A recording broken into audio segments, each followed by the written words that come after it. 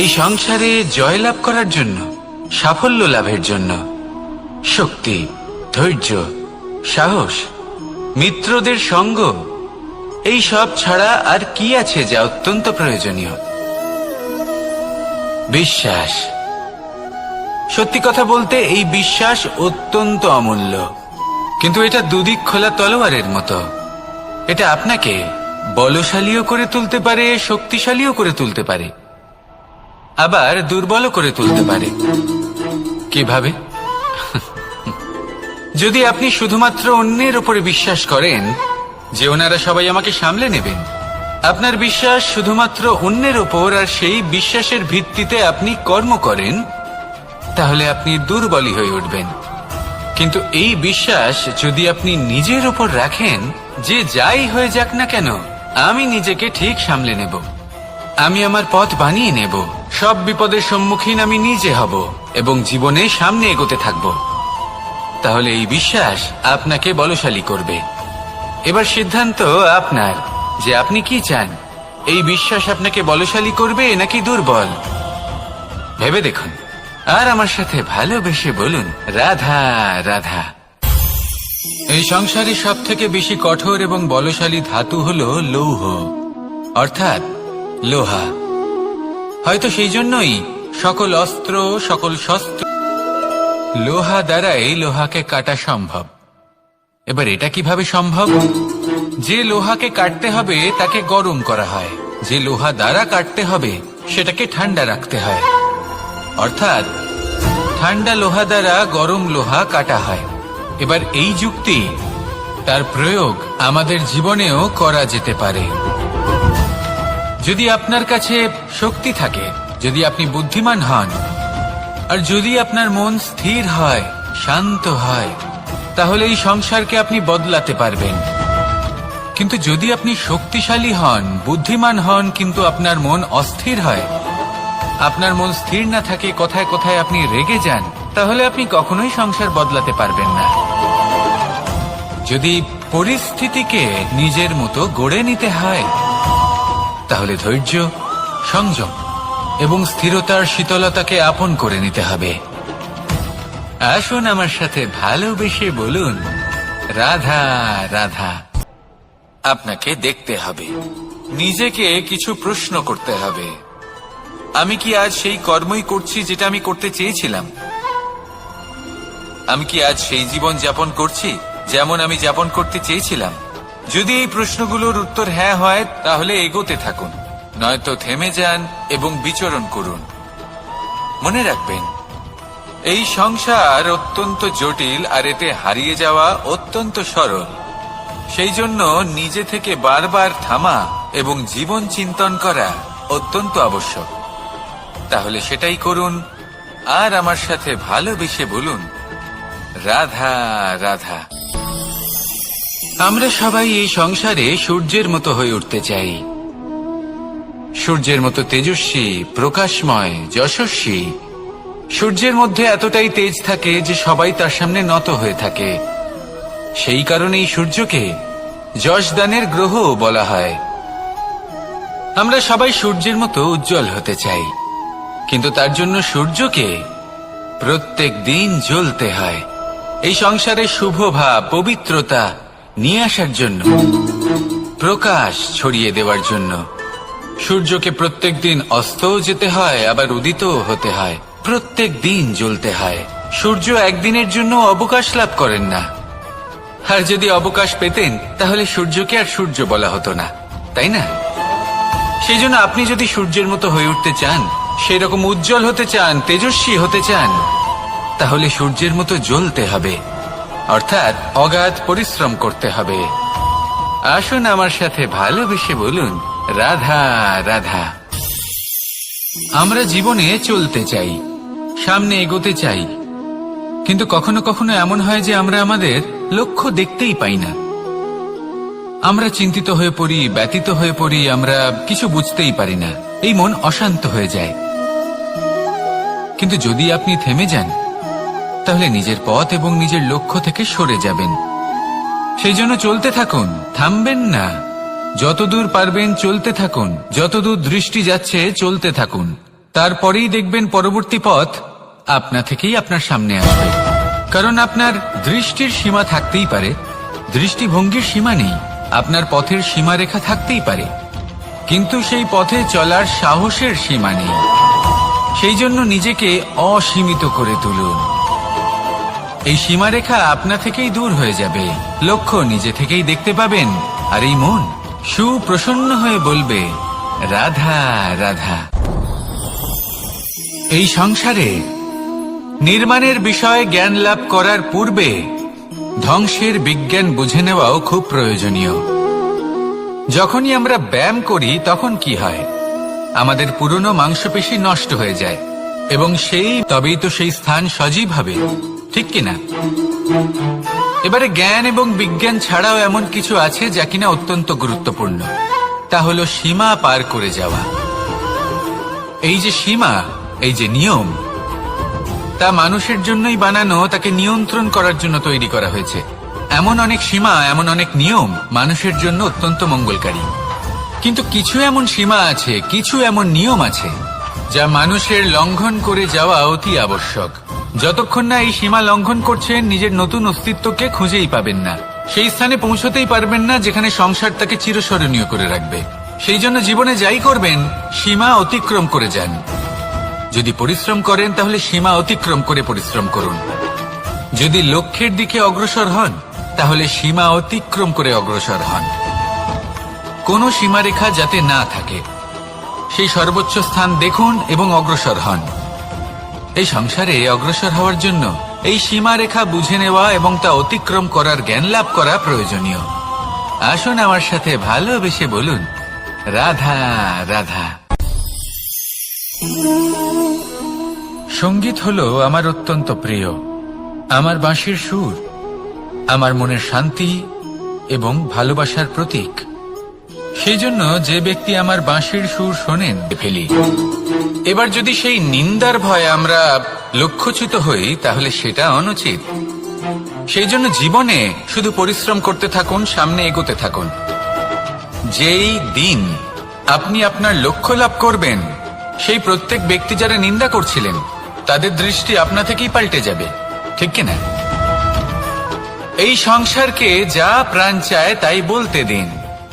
যদি আপনি কারোর কথা শুনতে চান তাহলে নিজের অন্তরের কথা শুনুন, সেটাই আপনাকে উচিত পথে নিয়ে যাবে। সামনে অগ্রসর হতে থাকুন, পরিশ্রম করুন।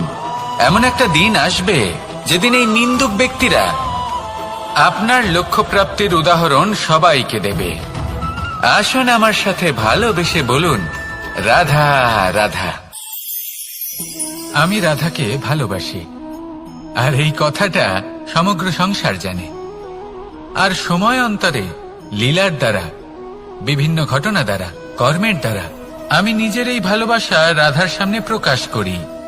এবার আপনি বলবেন, এসবের কি প্রয়োজন? রাধা কি এই কথা জানে না যে কৃষ্ণ তাকে কতটা ভালোবাসে? অবশ্যই জানে, কিন্তু এই যে ভালোবাসা, তা মনে রেখে দেওয়ার জন্য নয়, তা প্রকাশ করার জন্য। আর বারংবার এই ভালোবাসাকে প্রকাশ করা উচিত, উচিত সময় এবং উচিত সুযোগ দেখে। কিরকম? এবার যদি আপনি প্রেমীর সাথে কোনো উৎসবে থাকেন তাহলে তার সাথে নৃত্য সঙ্গীত করুন। যদি ভিড়ের মাঝে থাকেন তখন প্রেমীকে সম্মান করুন, একান্তে প্রসাধন করুন। দুঃখের সময় তার হাত ধরে থাকুন, সুখের সময় আলিঙ্গন করে রাখুন। এই প্রেম যত প্রকাশ করবেন ততই এই প্রেমের বৃদ্ধি হবে। এই প্রেম আরো বেশি গভীর হবে, অটুট হবে। তাই এই প্রেমকে মনে নয়, আপনার জীবনে স্থান দিন। মন খুলে প্রকাশ করুন আর আমার সাথে ভালোবেসে বলুন, রাধা রাধা। এবার ধরুন আমাকে দ্বারকা থেকে হস্তিনাপুর যেতে হবে, আর পথে আমি প্রত্যেকটা এমন স্থানে দাঁড়াচ্ছি যেখানে আমার মন আপ্লুত করার মতো কোনো দৃশ্য দেখতে পাচ্ছি, বা কোনো ব্যক্তিকে দেখতে পাচ্ছি, বা কোনো প্রসঙ্গ দেখতে পাচ্ছি, বা কোনো নাটক দেখতে পাচ্ছি। তাহলে কি আমি কখনো হস্তিনাপুরে উচিত সময়ে পৌঁছতে পারবো? কখনোই নয়। মানুষকেও ঠিক এই কথাটাই মাথায় রাখতে হবে। মানুষ মনের মধ্যে একটা লক্ষ্য স্থির করেন, সেই পথে অগ্রসর হয়ে পড়েন। এবার সেই পথে এগোতে এগোতে অনেক মানুষজন, অনেক ঘটনা, অনেক সমস্যা চলে আসে, যার ফলে তার মন বিচলিত হয়ে পড়ে। যদি মন বিচলিত হয়ে যায় তাহলে লক্ষ্যের প্রতি কিভাবে একাগ্রচিত্ত হবেন? সেই জন্য অত্যন্ত আবশ্যক যে আপনি সময়ের সদ্ব্যবহার করুন সেই পথে চলার জন্য। সেই পথে সামনে এগোতে থাকুন। চোখ থাকবে শুধু লক্ষ্যের দিকে। যখনই আপনি বুঝবেন যে আপনি লক্ষ্যভ্রষ্ট হচ্ছেন, আবার সেই পথে নিজেকে টেনে আনুন। ঠিক এইভাবেই এগোতে থাকুন, সাফল্যের শিখরে গিয়ে পৌঁছন, আর সেখানে গিয়ে আনন্দের সাথে উচ্চ স্বরে বলুন, রাধা রাধা। এগুলো হলো নিম পাতা। যদি এগুলো চেখে দেখেন তাহলে মুখ বিকৃত হবে। এগুলো কি তেঁতো খেতে, হে নারায়ণ! এর থেকে বেশি তিক্ত সংসারে আর কিছুই হতে পারে না। হয়তো আপনি এগুলো ফেলেও দেবেন, কিন্তু যদি এই স্বাদের ঊর্ধ্বে উঠে এই নিমের বিষয়ে আপনারা জানতে চেষ্টা করেন, তাহলে আপনি জানতে পারবেন যে এই নিম কতটা বেশি গুরুত্বপূর্ণ, কত গুরুত্বপূর্ণ ওষুধ, আর আমাদের শরীরের জন্য কতটা বেশি লাভজনক। এই নিম, এর মধ্যে অনেক রোগের উপশম নিহিত রয়েছে। এবার জীবনে আমরা বিভিন্ন মানুষের সাথে পরিচিত হই, নেত্র দ্বারা তাদের দেখি, কিন্তু তাদের আমরা খুব একটা পছন্দ করি না। সেক্ষেত্রে আমাদের কি করা উচিত? অন্তর মন দিয়ে তাদের দেখা উচিত। ওনাদের রূপ রং নয়, ওনাদের ব্যবহার, ওনাদের গুণাবলী দেখা উচিত। কারণ হতে পারে ঠিক যেমন নিম পাতা বাস্তবে খুব তেঁতো কিন্তু আমাদের শরীরের পক্ষে লাভজনক, সেইভাবেই এইসব মানুষ যাদের দেখলে আমাদের ভালো লাগে না, যাদের রূপ রং আমাদের পছন্দ হয় না, হয়তো সেই মানুষগুলোই আমাদের জীবনকে পূর্ণরূপে পাল্টে দিতে পারেন। হতে পারে তাদের মধ্যে এমন ক্ষমতা রয়েছে, আমাদের সুখ, শান্তি, প্রেরণা প্রদান করতে পারেন, আমাদের দুঃখ হরণ করতে পারেন, আমাদের পথ দেখাতে পারেন। সেই জন্য যখনই কোনো ব্যক্তিকে দেখবেন, চর্মচক্ষু নয়, অন্তর্মন দিয়ে দেখবেন, রূপ রং নয়, গুণাবলী দেখবেন। মানুষকে আরো ভালোভাবে বুঝতে পারবেন, আর এই মন প্রসন্ন হয়ে বলবে, রাধা। এই সংসারের অন্তের, এর বিনাশের প্রারম্ভ কিভাবে হয়? কোন যোগের মাধ্যমে, কোন ভয়ানক অসুরের আগমন, শেষে মনোমালিন্যে পরিণত হয়। এখন এমত অবস্থায় কি করা যেতে পারে? কিভাবে বাঁচা যায় এই পরিস্থিতির থেকে? কিভাবে দূরে থাকা যায় এই বিনাশের থেকে?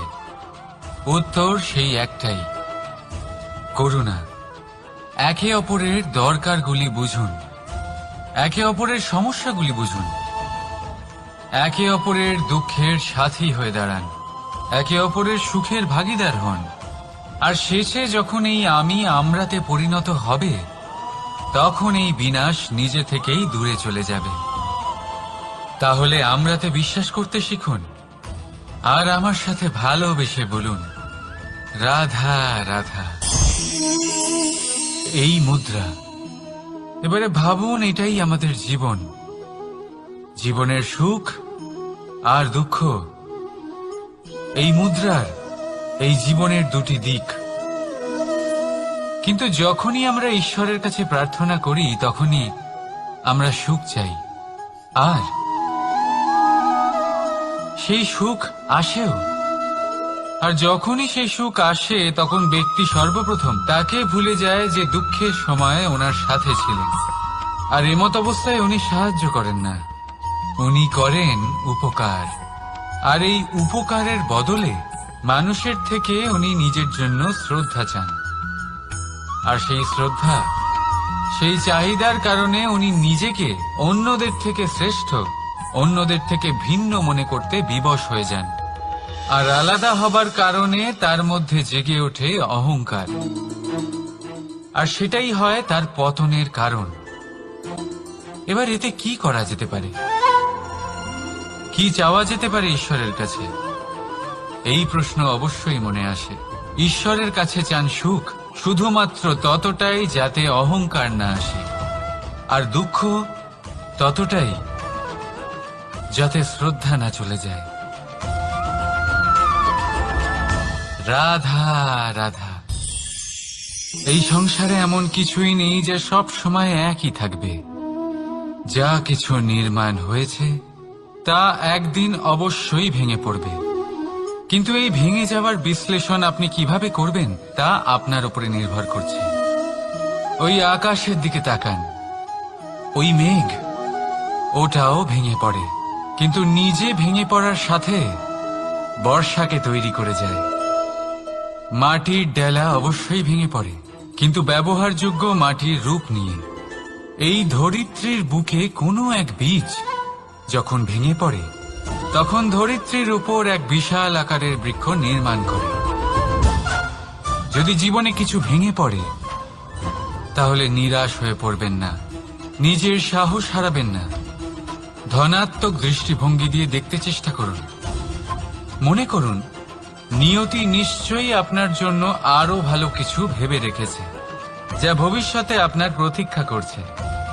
ধনাত্মক চিন্তা ভাবনা করতে থাকুন, তারপর দেখবেন শ্রেষ্ঠ রচনা নিজেই তৈরি হবে। রাধা রাধা। চলতে থাকা,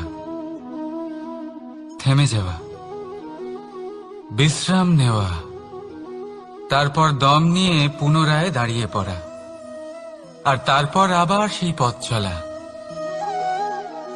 এটা জীবনের অভিন্ন এক অঙ্গ, এটার থেকে আপনি পালাতে পারবেন না।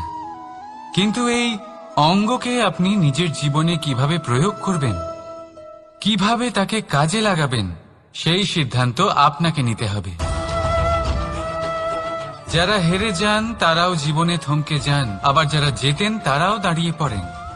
যারা হেরে যান তারা হাঁপিয়ে দাঁড়িয়ে পড়েন, যারা জিতে যান তারা দাঁড়িয়ে পড়েন সেই সর্বোচ্চ স্তরে পৌঁছে গিয়ে। এবার দাঁড়াতে তো আপনাকে হবেই, তা হতেই হবে, কিন্তু কখন কিভাবে দাঁড়াবেন, ক্লান্ত হয়ে নাকি সর্বোচ্চ স্তরে পৌঁছে গিয়ে, সেই সিদ্ধান্ত আপনার। অবশ্যই দাঁড়িয়ে পড়ুন, কিন্তু ক্লান্ত হয়ে নয়, কারণ আপনাকে পুনরায় দাঁড়িয়ে পড়তে হবে, পুনরায় যাত্রাপথে এগোতে হবে এবং সর্বোচ্চ স্তরে পৌঁছতেই হবে। রাধা রাধা। স্বপ্ন, আমরা জীবনে স্বপ্ন দেখতে থাকি, সেটা পূরণ করার পূর্ণ প্রয়াস করে থাকি, কিন্তু এই স্বপ্ন যে আমরা যেটা হতে পারিনি, সেটা আমাদের সন্তান অবশ্যই হবে। আমরা যা কখনো পাইনি, আমাদের সন্তান অবশ্যই তা পাবে। এটা যে অনুচিত সেটা আমরা ভাবি না, কিন্তু এটা ভুল, আর এই ভুল আমরা সকলেই করে থাকি। সন্তান, প্রকৃতি আর পরমাত্মার আশীর্বাদ, ওদের ভেতরে তাদের নিজের একটা অস্তিত্ব। রাধা রাধা। এই পুকুর দেখছেন আপনি, পুকুরের জল কখনো প্রবাহিত হয় না, একই স্থানে জমে থাকে, আর সেই কারণে কিছুদিন পর ময়লা হতে শুরু করে। কিন্তু তাও আমরা একে ত্যাগ করি না, আমরা তবুও একে পুজো করি। শুধুমাত্র এই কারণে নয় যে অতীতে সে আমাদের তৃষ্ণা মিটিয়েছে, কিন্তু এই কারণেও যে যদিও বা সে ভবিষ্যতে আমাদের তৃষ্ণা না মেটায়, কিন্তু প্রয়োজন হলে আগুন অবশ্যই নেভাতে পারে। ঠিক সেই রকমই হয় আমাদের সম্পর্ক, সম্পর্ক যা আমরা বহু বছর পরিশ্রম করে তৈরি করি, যে দরকার পড়লে আমাদের সহায়ক হয় কোনো না কোনোভাবে। সেই জন্য সম্মান করতে শিখুন এই সম্পর্কগুলিকে, শিখুন এই সম্পর্কগুলিকে অটুট রাখতে। কথায় কথায় এই সম্পর্কগুলিকে ভেঙে দিতে শিখবেন না। রাধা রাধা। প্রাপ্ত হয় নিজের উপরে বিশ্বাস করতে থাকুন। আকাশের ওই সূর্যকে দেখুন, সূর্যের বিশ্বাস আছে নিজের উপর যে সে সমস্ত জগৎকে আলোকিত করতে পারবে, নিজের প্রথম রশ্মি দিয়ে অন্ধকারকে দূর করতে পারবে। সূর্য এই বিশ্বাস নিয়েই আসে, আর কিছুক্ষণের মধ্যেই সমস্ত সংসার থেকে অন্ধকারকে বিনাশ করে ফেলে সে। তাহলে মনে রাখবেন, এই সুখের আভাস, এই দুঃখের অনুভূতি আসতেও থাকবে আর যেতেও থাকবে। শুধু নিজের উপরে বিশ্বাস রাখুন। তারপর দেখবেন এই সফলতা আপনার দাস হয়ে থাকবে। রাধা রাধা। চাঁদ কত শ্রেয়, শুভ্র, কত সুন্দর, কিন্তু যদি আপনি মনোযোগ সহকারে দেখেন তাহলে দেখবেন এই চাঁদেও দাগ আছে। আর এই দাগগুলি থাকার কারণে কি এই চাঁদের মাহাত্ম্য কখনো কমে যায়? কখনো নয়। এর কারণ হলো চাঁদের নিরন্তর চেষ্টা। একবার এই আকাশে দেখুন, এই অন্ধকার সবসময় চেষ্টা করে চাঁদকে ঢেকে দেওয়া, কিন্তু এই চাঁদ সবসময় এই অন্ধকারের সাথে লড়াই করতে থাকে। অমাবস্যা থেকে শুরু করে চাঁদের এই যাত্রা পূর্ণিমা অবধি পৌঁছেই যায়। আর তাই এই চাঁদের পুজো করা হয়, এই কারণে এই চাঁদকে মাহাত্ম্য দেওয়া হয়। এইভাবেই যদি আপনার মধ্যে কোনো দোষ থাকে, কোনো খারাপ কিছু থাকে, তাহলে সেটা কোনো বড় ব্যাপার নয়। চেষ্টা করুন সেটাকে শুধরে নেওয়ার, কিন্তু সেই কারণে নিজেকে খারাপ মনে করা এটা অনুচিত। নিজের ভুলগুলো, নিজের দোষগুলো, নিজের খারাপ দিকের কথা ভুলে আপনি এই সংসারের ভালোর দিকে প্রস্থান করেই দেখুন না। আপনি দেখবেন আপনার অন্তরের তেজ ঠিকরে বেরোচ্ছে।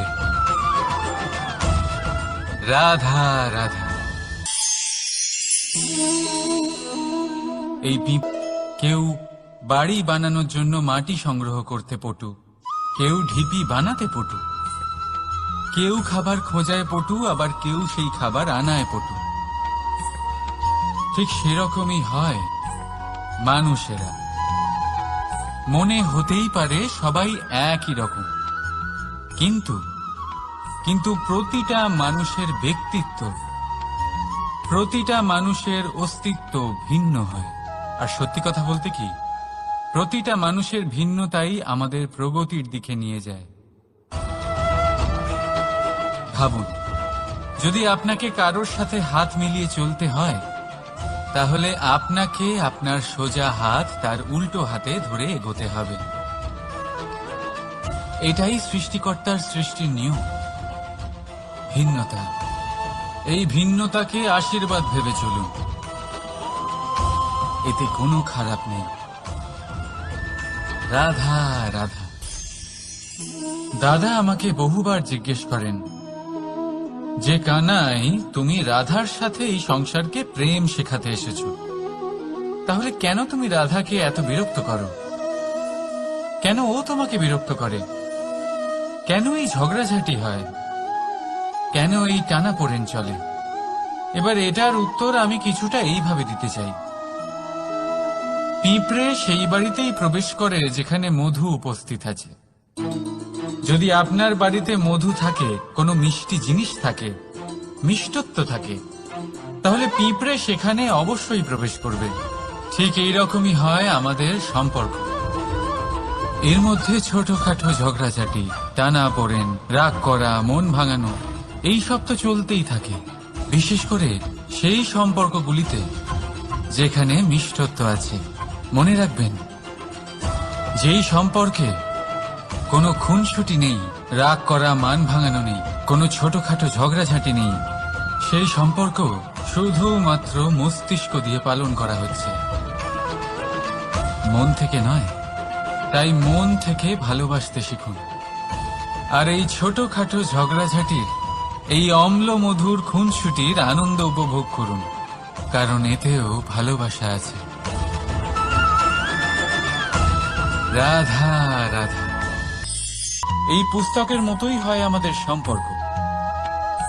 তার সেই এক পাতা, একটা ভুল।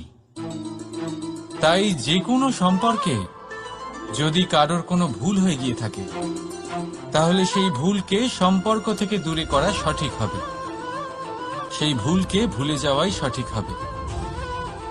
সেই সম্পর্ক ভাঙা নয়, সেই সম্পর্ক সামলে রাখুন। কারণ ভুল তো সবার দ্বারা হয়। যদি এরকম করেন, তবেই জীবনরূপী পুস্তক আরো সুন্দর হয়ে উঠবে। একে অপরকে ক্ষমা করতে শিখুন। একে অপরের ভুলকে ভুলে যেতে শিখুন। তারপর দেখবেন এই জীবনে আরো আনন্দ আসবে, আর এই সম্পর্ক নিঃশ্বাস নিতে থাকবে। রাধা রাধা। আর অন্ধকারে তো এই ছায়া বিলুপ্ত হয়ে যায়। কিছুটা এরকমই হয় আমাদের অহংকার। সুখের আগমন হলে বৈভবের উপলব্ধিতে এটা বাড়তে থাকে, কিন্তু যেই সংকটের তাপ বেড়ে ওঠে অহংকার ছোট হতে থাকে। আর যখন সংকটের এই অন্ধকার আমাদের চারিদিক থেকে ঘিরে ধরে, তখন এই অহংকার আমাদের ছায়ার মতোই বিলুপ্ত হয়ে যায়। নয়, এই আত্মসম্মান নয়, এ হলো অহংকার। আর অহংকার আর কিছুই নয়, শুধু পতনের দিকে প্রথম পদক্ষেপ। আর এই জীবনে পতনের দিকে নয়, প্রেমের দিকে এগিয়ে যান। আর আমার সাথে ভালোবেসে বলুন, রাধা রাধা। আপনি কি কখনো ফলে ফুলে পরিপূর্ণ বৃক্ষ দেখেছেন? তার ডালগুলো কিরকম স্বাধীনভাবে বেড়ে ওঠে, কিন্তু যদি এই ডালগুলো মূলের সাথে ঠিকভাবে যুক্ত না থাকে, সেই বৃক্ষের মূলগুলি গভীর না হয়, তাহলে কি হবে? তাহলে কি সে সেই সব সুবিধা পাবে? কখনোই নয়। সেই বৃক্ষের ডাল পড়ে যাবে, সেই বৃক্ষ ভূমিষ্ঠ হয়ে যাবে। ঠিক সেইভাবেই চিন্তা ভাবনার স্বাধীনতার আনন্দ আপনি তখনই আস্বাদন করবেন যখন আপনার শিক্ষা গভীর হবে। তাই স্বাধীন থাকুন দৃষ্টিভঙ্গিতে, কিন্তু যুক্ত থাকুন শিক্ষার সাথে। রাধা রাধা। সমাজ, আমরা এই সমাজে বাস করি, আর বহুবার একটা গুরুত্বপূর্ণ কথা ভুলে যাই। এই সমাজ আমরা সকলে মিলে তৈরি করি। সমস্ত সময় কাটিয়ে দিই এইটা ভাবতে ভাবতে যে এই সমাজ কি ভাববে, আমার কি করা উচিত, আমার কি ভাবা উচিত, কি পড়া উচিত, কোনটা সঠিক কোনটা ভুল। যদি আমি এটা করি তাহলে কয়েকজনের এটা মনে হবে না তো যে আমি খারাপ, যখন আমি তা নই। মনে ভয় উৎপন্ন হয় সেই কয়েকজন মানুষের জন্য। তার কারণ হলো আমরা আমাদের মনের কথা শুনতে পাই না, না শুনতে পারি, না বলতে পারি, আর না করতে পারি। সেই কয়েকজন মানুষের ভয় আমরা খারাপের বিরোধিতা করা ছেড়ে দিই। কিন্তু কখনো নিজেকে জিজ্ঞেস করুন, শেষ পর্যন্ত কারা এই কয়েকজন মানুষ? এই সংসারে প্রতিটি মানুষেরই নিজের আলাদা আলাদা ব্যক্তিত্ব আছে, আলাদা দৃষ্টিভঙ্গি আছে। তাই যদি আপনি এটা ভাবেন যে আপনি সবাইকে খুশি করতে পারবেন, তাহলে আপনি ভীষণ বড় ভুল করছেন। জীবনে কর্ম তাই করুন যাতে আপনার অন্তরাত্মা সন্তুষ্ট হয়। আর অন্তরাত্মা সন্তুষ্ট তখনই হবে যখন আপনার কর্ম শুভ হবে। তাই নিজের মনের কথা শুনে এই সংসারে শুভ কর্ম করতে থাকুন, তবেই এই সংসারের কর্মে আপনি সার্থক হবেন। রাধা রাধা। এই পাতাকে দেখুন, কত কোমল, কত শীর্ণ। যদি এর উপরে একটুও জোর খাটান বেঁকে যাবে। পাতা তো এরকমই হয়, একটু জোর খাটালেই তা বেঁকে যায় এদের নমনীয়তার জন্য। কিন্তু ওদের এই নমনীয়তার জন্য ঝড়ে বিপর্যয়ে ওরা ভেঙে পড়ার থেকে বেঁচে যায়। যদি এদের বদলে কোনো দৃঢ় বৃক্ষ হয়, তখন হাওয়ার তীব্র গতি সে সহ্য করতে পারে না, তার সম্মুখীন হতে পারে না, ভেঙে পড়ে যায় সে। ঠিক সেই রকমই হয় আমাদের সম্পর্ক। যদি এর মধ্যে সেই নমনীয়তা না থাকে, অহংকারের দৃঢ়তা থাকে, সেই সম্পর্ক নষ্ট হয়ে যায়। তাই আনুন এই নমনীয়তা আপনার সম্পর্কে, যাতে কাল যদি কোনো সমস্যা এসে দাঁড়ায়, এই সম্পর্ক যেন না ভেঙে যায়। একবার ওই আকাশের দিকে তাকান, সূর্য চন্দ্রকে দেখে নত হয়ে যায়, আর আমরা তো সাধারণ মানুষ। তাই সম্পর্ক নিচু করবেন না, সম্পর্কের সামনে নত হতে শিখুন।